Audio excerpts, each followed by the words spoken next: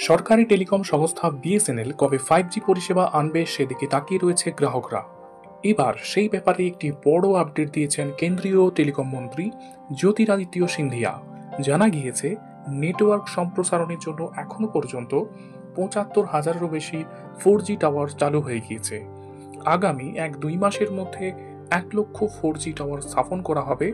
এরপরে বিএসএনএল এর 5G পরিষেবা ধাপে ধাপে চালু হয়ে যাবে। কেন্দ্রীয় মন্ত্রী জ্যোতিরাদিত্য সিন্ধিয়া জানিয়েছেন যে ২০২৫ সালের মে-জুনের মধ্যে বিএসএনএল এর ১,০০,০০০ 4G সাইট চালু হয়ে যাবে।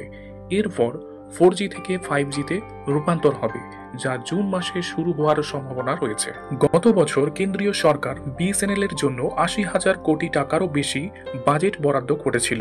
নেটওয়ার্ক আপগ্রেড করার জন্য এই টাকা বরাদ্দ করা হয়েছিল। তারপর থেকে বিএসএনএল এর নেটওয়ার্ক আপগ্রেড করার কাজ দ্রুত গতিতে চলছে। কয়েকদিন আগেই দেশের রাষ্ট্রায়ত্ত টেলিকম সংস্থা বিএসএনএল তৃতীয় ত্রৈমাসিক রিপোর্ট পেশ করেছে। তাতে দেখা গিয়েছে প্রায় ১৭ বছর পর লাভের মুখ দেখেছে বিএসএনএল।